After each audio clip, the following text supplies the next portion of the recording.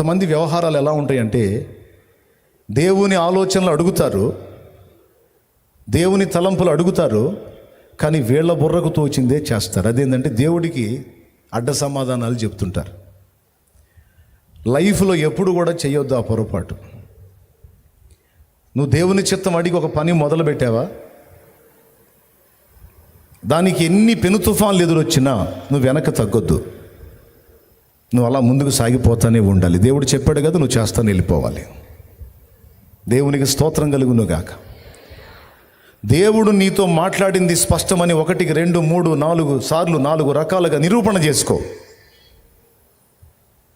కొన్నిసార్లు సాతాను కూడా దేవుడు మాట్లాడినట్టు మాట్లాడి మోసగించవచ్చు. అందుకే దేవుడు ఒకే పద్ధతిలో మనుషులతో మాట్లాడలా. దాదాపు 11, 14, 15, 12 రకాలుగా దేవుడు మాట్లాడాడు. మొత్తం లెక్కేసుకుంటే చాలా వస్తాయి. మినిమం 12 రకాలు కనపడతాయి స్పష్టంగా. అన్ని రకాలుగా మనుషులతో దేవుడు మాట్లాడాడు. ఒకే పద్ధతిలో ఒకే విధంగా మాట్లాడలా. రెండవది, ఏదైనా ఒక విషయాన్ని గూర్చి దేవుని చిత్తం అడిగేటప్పుడు నువ్వు 1, 2, 3 సూచనలు అడిగినా దేవుడు కాదనడు. పని తీవ్రతను బట్టి, పని యొక్క సీరియస్నెస్ని బట్టి నువ్వు 2, 3 సూచనలు అడగొచ్చు. దేవుడు మాట్లాడతాడు. 2, 3 సాక్షుల నోట ప్రతి మాట స్థిరపరచబడిన అన్నట్లుగా ఏదైనా ఒక అంశాన్ని గురించి దేవుడి చిత్తం నువ్వు తెలుసుకోవాలనుకున్నప్పుడు 2, 3 రకాలుగా కనిపెట్టి ఆ 2, 3 రకాలుగా కూడా ఒకే విధమైన జవాబు నీకు వస్తే అప్పుడు నువ్వు ఆ పనికి దిగొచ్చు. మళ్ళా ఇంకొక సలహా కూడా ఏంటంటే అది వాక్యానుసారం అయితేనే చేయాలి. 1, 2, 3 నిరూపణలు చూసుకో. 1. రెండవది, అది దేవుని వాక్యానుసారం అయిందా కాదా కూడా చూసుకో. ఈ 2 ఎరిగి అప్పుడు పనికి పూనుకో, లేకపోతే మోసపోయే అవకాశం ఉంది. అలాగున దేవుడు నీకు స్పష్టమైన నిరూపణలు 2 లేక 3 చూపించి లేఖనానుసారంగా నీతో మాట్లాడి నిన్ను దేవుడు ప్రోత్సహిస్తే దానికి 1,000,000 మంది అడ్డు చెప్పినా లెక్క చేయొద్దు. మనుషులు 1,000,000 మంది అడ్డు చెప్పినా లెక్క చేయొద్దు. అది దేవుని బిడ్డకి, దైవ సేవకుడికైనా, విశ్వాసులకైనా, పరిచారం ఎవరికైనా సరే ఉండాల్సిన తీర్మానం అది. ఆయన ఏం చెప్పాడో అది చేయటానికి పూర్తిగా విధేయత చూపి లోబడే మనసు ఉంటేనే నువ్వు ఆయన టచ్ చేయి. కానీ ఆయన అడిగి మళ్ళీ అడ్డు చెప్పకూడదు. అలా అడ్డు చెప్పి దెబ్బతిన్న వాళ్ళు చాలామంది ఉన్నారు పరిశుద్ధ గ్రంథంలో. దేవునికి అడ్డు చెప్పకూడదు. ప్రభు దగ్గర కనిపెట్టావా, నీతో మాట్లాడా, ఆయన నీతో చెప్పినది చెయ్యి. దానికి ఎక్కువ చేయొద్దు, తక్కువ చేయొద్దు. ఒకటే గుర్తుపెట్టుకో, 10 మంది 10 రకాల మాటలు మాట్లాడతారు, మనుషులు కదా. పొరపాటును కూడా వాళ్ళ మాటలు లక్ష్య పెట్టొద్దు. నువ్వు మనుషుల మాటలు తలా ఒక మాట విన్నావంటే నీకు తల తిరిగి ఎందుకు కొరగాకుండా అయిపోతావు. పాప ఇంట్లో ఆర్థిక పరిస్థితులు ఇబ్బందులుగా ఉండి 2 తండ్రి కొడుకులు గాడిదని సంతలో అమ్మి డబ్బులు తెచ్చుకుందామని పోతున్నారంట. వాళ్ళు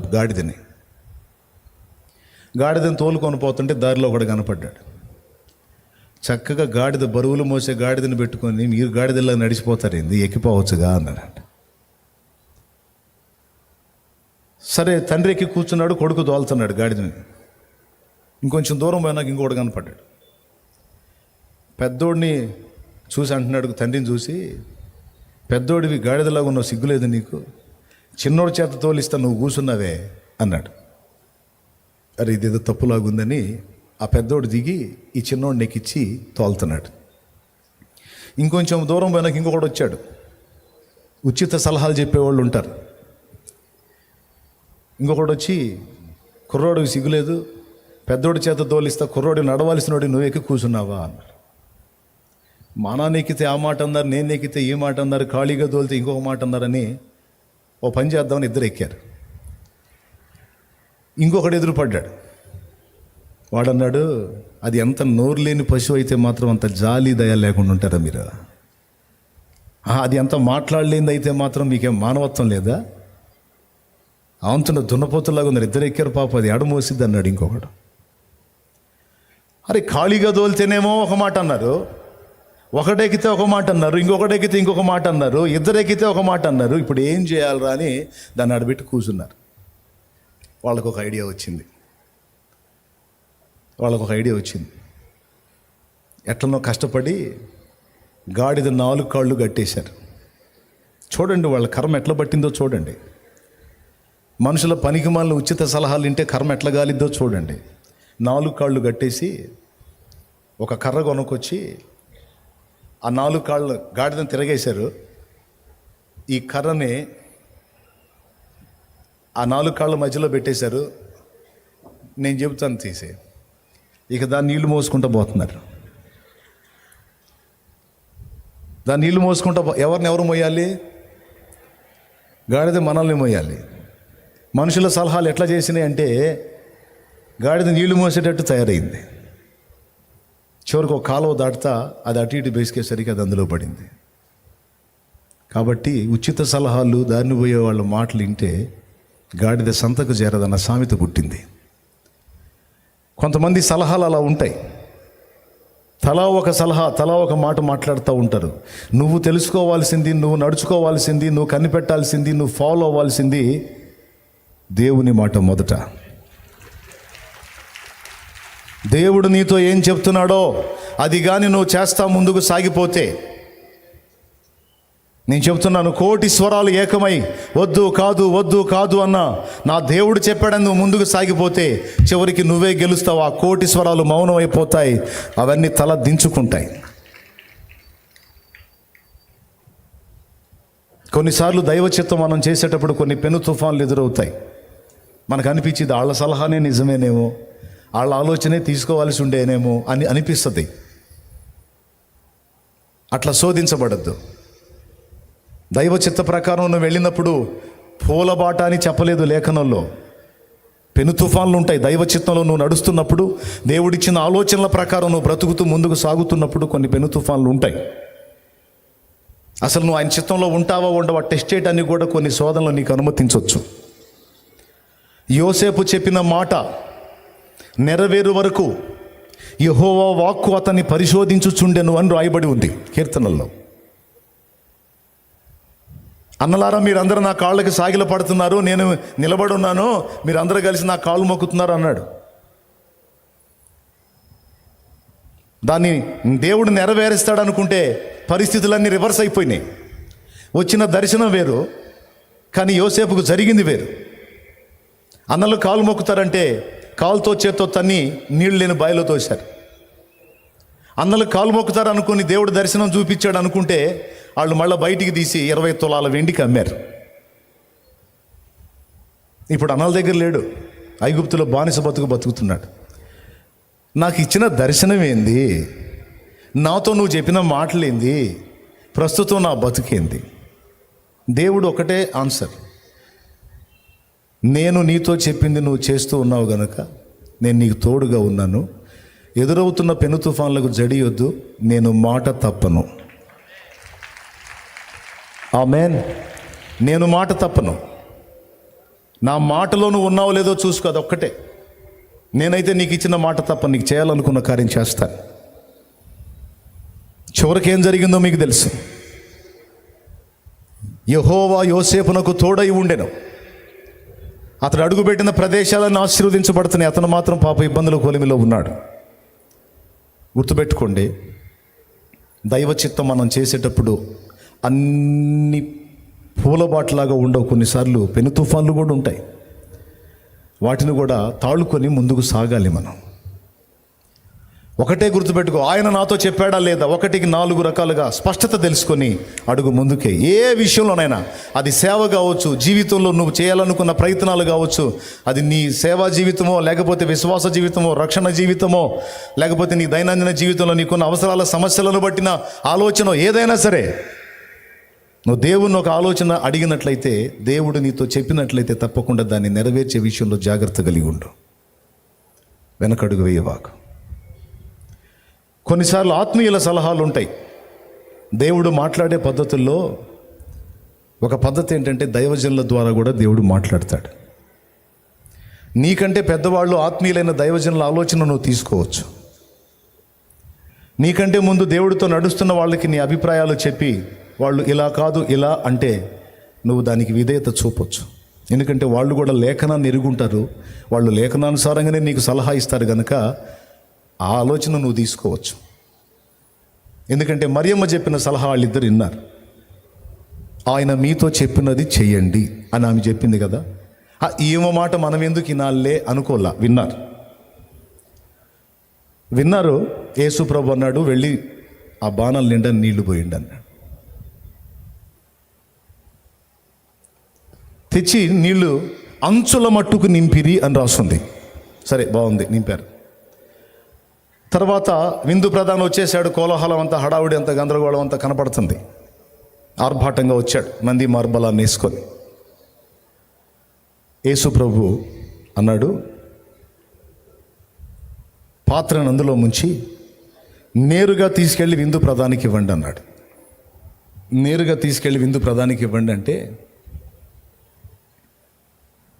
నీళ్ళు ఎట్ట తీసుకెళ్ళి ఇస్తారు? మర్యాద కాదు కదా. కానీ వాళ్ళు అడ్డు చెప్పలా. ఆయన మీతో చెప్పునది చేయుడి అన్న మాటను పట్టేసుకున్నారు. నీళ్లు నింపండి అంటే అంచుల మట్టుకు నింపారు. తీసుకెళ్ళి పాత్రతో తీసుకెళ్ళి విందు ప్రధానికి ఇవ్వండి అని ప్రభు మాట్లాడితే అడ్డు చెప్పకుండా ఆయన మాట చొప్పున వాళ్ళు చేశారు. దేవునికి స్తోత్రం కలుగునుగాక. హల్లెలూయా. 3 సంగతులు జరిగినాయి అక్కడ. మొట్టమొదటిది, ఆయన అక్కడికి ఆహ్వానించబడ్డాడు. రెండవది, ఆయన చెప్పిన మాటని వాళ్ళు గమనించసాగారు. మూడవది, ఆయన చెప్పినది ఏదైనా చేయాలి. ఎందుకంటే ఆయన సామాన్యుడు కాదు, ఆయన అసమాన్యుడు, అసమాన ధీరుడు. ఆయన సామాన్యుడు కాదు, ఆయన తేలిక అంచనా వేయకూడదని విశ్వసించారు. ఆ విశ్వాసాన్ని బట్టి ఆ పాత్ర, నీళ్ళలో ముంచిన పాత్ర తీసుకెళ్ళి ఆ విందు ప్రధానికి ఇస్తే ఈ చేతుల్లోంచి ఆ పాత్ర ఆ చేతిలోకి వెళ్ళేసరికి అది మధురమైన ద్రాక్షరసంగా మారిపోయింది. మరి మాట చెప్పిన వాడెవరు? యేసు ప్రభు. యేసు ప్రభు చెప్పిన మాట చొప్పున మనం కానీ అడుగులు వేయటం మొదలు పెడితే కొంచెం చూసే వాళ్ళకి అవి పిచ్చితనంగా ఉండొచ్చు, చేసే నీకు కూడా కొంచెం ఆశ్చర్యం కలగవచ్చు. ఇదేంది ప్రభు నా చేత ఇట్లాంటి పనులు చేపిస్తున్నాడని నీకు అనిపించవచ్చు. కానీ ఆయన నీకు చెప్పాడా? అది రూఢియేనా? అట్లయితే చెయ్యి. అవి పిచ్చి పనుల్లాగా అనిపించినా చెయ్యి. కొడుకుని తీసుకొచ్చి మొరియా దేశమందు ఉన్న పర్వతం మీద బలిగా అర్పించంటే అది చూసేవాళ్ళకి ఎట్లా ఉంటుంది? కానీ విశ్వాస సంబంధమైనటువంటి వ్యక్తి గనక అబ్రహాం ఆ పని చేసి ఆకాశ నక్షత్రములంత విస్తారమైన సంతానానికి తండ్రి అయ్యాడు. ఈ సంగతి ఎవరికైనా చెప్పాడు అనుకో, మా అబ్బాయిని బలియమంటాడు దేవుడు అన్నాడు అనుకో, అందరూ అబ్రహాంకి వెళ్ళి ఎట్ట చూస్తారు? విశ్వాసాన్ని బట్టి కొన్నిసార్లు మనం చేసే పనులు చూసే వాళ్ళకి ఆశ్చర్యంగానో హాస్యాస్పదంగానో అనిపించవచ్చు, చేసే మనకు కూడా పిచ్చి పనులాగా అనిపించవచ్చు. అయినా లక్ష్య పెట్టొద్దు. చెప్పింది దేవుడు. 2006 సంవత్సరంలో నా పరిచర్యకు నువ్వు రావాలని దేవుడు నన్ను పిలిచినప్పుడు నేను రావటానికి ఇష్టపడలేదు. ఎందుకంటే భయం. రెండవది, నాకంత సీన్ లేదని నా ఫీలింగ్. సేవ చేయాలి, ఒక సేవకుడు సేవ చేయాలంటే వానికి చాలా క్యారెక్టర్ కావాలి, సాక్ష్యాన్ని నిలుపుకోవాలి, మంచి భక్తి సాధకుడై ఉండాలి, ఎదుటి వాళ్ళకి మంచి మాదిరిని ఇచ్చేవాడై ఉండాలి. అంతేకాదు సత్యమును సంపూర్ణంగా వాళ్ళకి గ్రహింపు కలిగించి వాళ్ళని సిద్ధపరిచి యేసు ప్రభు 2వ రాకడలో ఎత్తబడే విధంగా వాళ్ళని ఆయత్తపరచాలి. దైవజనుడు పెద్ద రిస్క్ అది. ఒక కుటుంబంలో ఉన్న నలుగురే ఒకళ్ళంటే ఒకళ్ళకి పడదు. అట్లాంటిది 10 తలల్ని 15, 20, 30, 50, 100 తలల్ని సమకూర్చి ఒక కుటుంబంలాగా కట్టి నడపాలంటే తల ప్రాణం తోక్కొచ్చిద్దని నాకు తెలుసు. ముఖ్యంగా అంత సాక్ష్యం నిలుపుకోగలనా నేను, నా వల్ల ఇద్దా ఒక భయం. రెండవది, తట్టెడు అప్పుల్లో ఉన్నాను నేను. ఇన్ని అప్పుల్లో ఉండి సేవ అంటే చూసేవాడు నవ్వుతాడు, బతకలేక బడిపంతులను ఇట్ట తయారయ్యాడు ఈడని.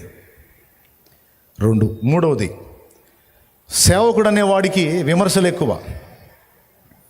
నన్ను ఎవడన్నా విమర్శిస్తే అస్సలు నచ్చదు నాకు. నేను ఒక మాట అన్నా ఒకడు ఎవడన్నా నన్ను మాట అంటే గిలగిల దన్నుకు సత్తాను. నేను అంత సెన్సిటివ్. నేను మాట పడటం ఇష్టం ఉండదు నాకు. అందులో సేవకు వస్తే విశ్వాసులు తెచ్చే కానుక డిపెండ్ అవ్వాల్సి ఉంటుంది.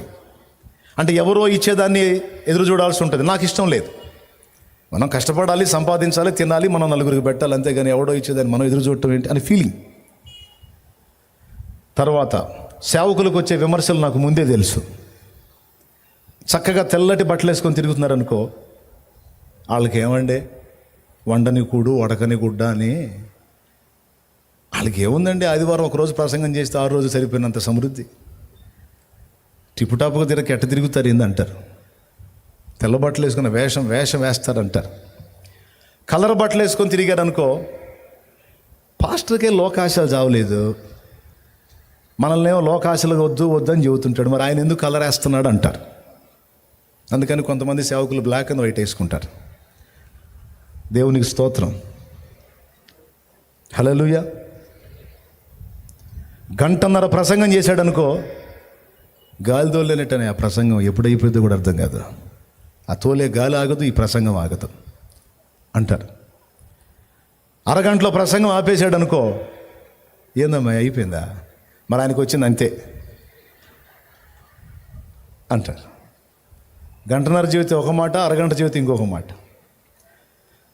సైకిలో కాలు నడకనో తిరుగుతున్నాడు అనుకో, పాస్టర్ గారు పాపం బ్యాగ్ సంకలో పెట్టుకొని. ఇవన్నీ సేవకు రాకముందే తెలుసు నాకు. ఎక్కడెక్కడ వాళ్ళని దేవుడు దీవిస్తున్నాడు, ఆయన సంఘానికి వచ్చే విశ్వాసాన్ని కూడా దీవిస్తున్నాడు. పాస్టర్ ఏంది ఎప్పుడు దరిద్రంతో ఉంటాడు ఏంది అంట. ఏమండి, ఇంకొక ఉంటుంది, మంచోడైతే ఎందుకు దీవించలే, మంచోడైతే ఎందుకు దీవించడు, ఇట్లా దీవించబడట్లేదంటే ఏదో తేడాలు ఉంటాయి మనకు తెలియని ఉంటాయి అంట. దేవుడు ఆశీర్వదించి ఆ కారు ఆ బైకో ఏదో కాస్త జల్సాగా తిరుగుతున్నాడు అనుకో, వీళ్ళకి పైనుంచి వస్తాయే, మన ఫోటో వీళ్ళు చూపించుకొని పైనుంచి తెచ్చుకుంటారు. ఒరే నాయన, కాలినడకని తిరిగితేనేమో ఆడు మంచోడు కాదు, అందుకే దరిద్రం వెంటాడుతుందంటే. కారులో తిరిగితేనేమో వీళ్ళకి పైనుంచి వస్తాయి, ఎక్కడి నుంచో వస్తాయి అని చెప్పి చెబుతుంటారు. ప్రభునందు సంతోషించండి, మరలా చెప్పుదున్న సంతోషించండి అని వాక్యంలో ఉంది కదా అని దైవజనుడు ఉన్నా లేకపోయినా, తినపోయినా నవ్వుతా సంతోషంగా తిరుగుతాడు. వీళ్ళు అంటారు, పాస్టర్ గారికి ఏంది సిలువ భారం ఉండదు, ఎప్పుడు ఇకిలించుకుంటూ తిరుగుతాడు ఏందంటారు. ఎప్పుడు ఇకిలించుకుంటూ తిరుగుతాడు ఏంది, భారం ఉండదు పాడు అంటారు. ఇట్లా అన్నారు కదా అని ఎప్పుడు విషన్న వదనంతో విషాదభరితమైన ముఖం పెట్టుకొని దీనంగా తిరుగుతున్నాడు అనుకో, అమ్మాయి పాస్టర్ గారు మాకు ఎప్పుడు పుట్టాడు ఏడుపు ఉంటుంది. అసలు పాస్టర్ అనేవాడు ఎంత సంతోషంగా ఉండాలి, ఏంది ఆ ముఖం ఏంది ఆ ఏడు. నేను రానమ్మా అట్టంటూ నా నెత్తిని చేయబెట్టిన దరిద్రమే అంటే. అరే నవ్వితేనేమో ఇకిలిస్తున్నాడు అంటివి, ఏడుస్తేనేమో ఏడుపు కొట్టోడు అంటివి. ఏం చేయాలి, ఇక ఏడుతా నవ్వుతూ ఉండాలి. మామూలు బాధలు కాదు కదా. అందుకని ఇవన్నీ నాకు ముందే తెలుసు. అందుకే సేవ చేయడానికి రారా అని దేవుడు పిలుస్తుంటే ఒక పట్టాను లొంగల మొరాయించా. కొన్ని నెలలు తప్పించుకొని తిరిగా. కానీ నా దేవుడు ఆయన స్టైల్లో ఆయన వచ్చాడు. మనకి సమాధానంగా సావధానంగా చెప్తే విననప్పుడు ఆయనది ఒక స్టైల్ ఉంటుంది, ఆ స్టైల్లో వస్తాడు. అప్పుడు తిరిగి అప్పుడు వస్తాం బొమ్మ కనపడి లైన్లోకి. దేవునికి స్తోత్రం కలుగును గాక. అట్లా నాకు కూడా కనపడింది, వచ్చా. వచ్చిన తర్వాత సేవకని పిలిచావు, నా పరిస్థితి ఎలా ఉంది, నా బాధలు ఎలా ఉన్నాయి, నా సమస్యలు ఎలా ఉన్నాయి, నేను బలహీనుణ్ణి, చెంచలుణ్ణి, అస్థిరుణ్ణి, స్థిరం లేనుణ్ణి, అసలు నేను ఎదుటోళ్ళకి మాదిరేంది ప్రభువా, నాకే నిలకడ ఉండదు. అయితే నేను ఎదుటోళ్ళకి మాదిరేంది తండ్రి, నా వల్ల ఎక్కడైంది. ఆయన అంటాడు, పిలిచిన నేను నిన్ను బలపరుస్తాను, నిన్ను స్థిరపరుస్తాను, నిన్ను వాడుకుంటాను, నా మాట చొప్పున చెయ్యి అన్నాడు. ఇప్పుడు సేవలోనికి వచ్చిన తర్వాత ఎన్నో అనుభవాలు గుండా ఈ మజిలీకి వచ్చాను, ప్రయాణం చేశాను.